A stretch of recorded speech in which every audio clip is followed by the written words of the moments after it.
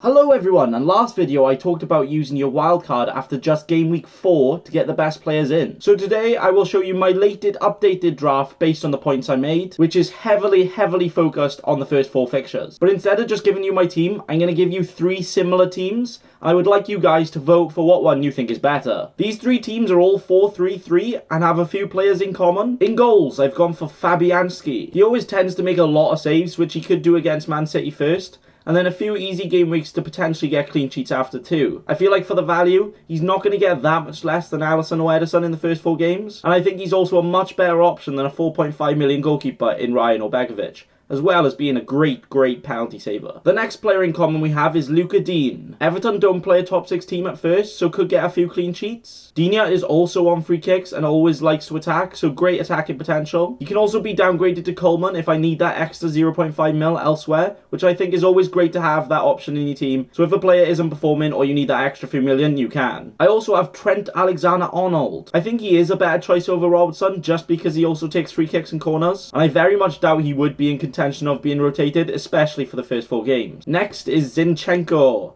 I think it's important to get that Man City defence, as they do get a lot of clean sheets, and Mendy seems to be out, so I believe Zinchenko will start, but it's not guaranteed yet. But if it's looking even more likely, then he will be a great option, and even saving you that 1 million from Laporte. And just for the first 4 games, I think he would get very similar returns in the end. My captain for almost every game at the start will be Salah. For me, he's a must-have, especially with their fixtures, and I'm hoping he will be able to score a few goals and assists and get me those double points. Then we have Zaha, if he stays at Palace, because they have 4 favourable fixtures where I think he could get quite a few attacking returns. But even Arsenal have okay games to start, so I think for 7 million he is a really good option. He did also get quite far in AFCON, but I think he will still get most minutes. And then the last 2 players that are in each of the teams are Wilson and King. I've been going back and forth from Fraser and King to Wilson and Brooks and all the rest, but I feel like Wilson and King is the best combo because it is very likely that one of them will be involved in a goal. I'm covering their top scorer in Wilson and their penalty taker in King, who I think will score quite a lot of points in the first 2 games. And having Wilson means the transfer to a Chelsea or Leicester player in game week 3 will be a lot easier when Bournemouth have hard games, as I could go for almost any player in their teams.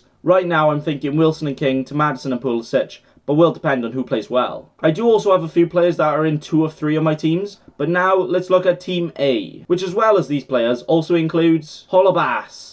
Now you might think this is a weak link, but Watford don't play any top 6 teams to start, so good potential of clean sheets, and for 5 million he is actually a very good price to get some attacking returns from defence, hoping he doesn't get a red card. Next, we have De Bruyne. Now, I think it is unsure if he will get max minutes, but I feel like he'd get at least 60 minutes, and I think he will get a lot of attacking returns close into Sterling points, but for 2.5 million cheaper. If it is unclear if he will start, then I think it might even be worth dropping to Bernardo, who is at least 100% fit. And to complete Team A, we have Harry Kane. In the first 4 games, they do play Man City and Arsenal, but also Villa and Newcastle. And I think he's going to do a lot this season in having that midfield base of Ndombele, meaning Kane won't have to come back as much, as well as Son being suspended for the first 2 games. I don't believe in the trend of Kane being a slow burner. I think it's just coincidence. And if Kane starts doing really well, it may be quite difficult for other players to bring him in, as most people aren't going for premium strikers, so he could be that differential player that could get that slight edge. So this is Team A. The potential to captain Salah or Kane. No real weak links, as although the defenders could be better, for their price they could be rather good. And every attacking player has great potential of scoring a few in all 4 games, and is very balanced from the start with no real punts. Team B is only slightly different, changing Kane to Vardy and Holebas to Robertson.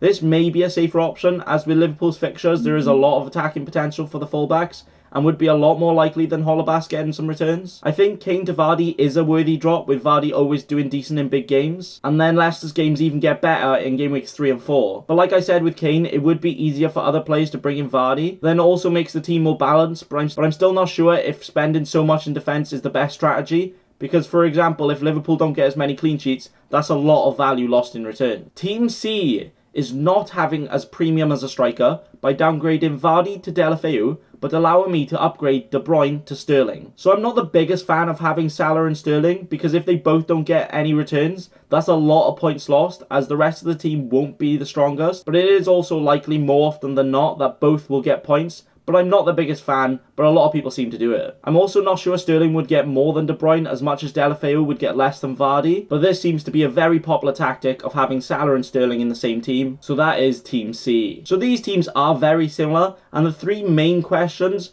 are: what out of these pairs would you prefer? Kane and Holebas, Vardy and Robertson, or Sterling and Deulofeu? So again, Team A with Kane, Team B with Vardy, or Team C with Sterling. So all three teams are very similar, but those three players are the reasons why I choose one over the other. Currently, I'm more leaning towards Team B, as it's the most balanced and probably safest, but also allowing upgrades and downgrades when needed in Game Week 3. So let me know what team you think is best, or even some other players you may change. Thanks for watching, and remember... Don't be a cheeky scrub. Subscribe to Nathan Bacon right now.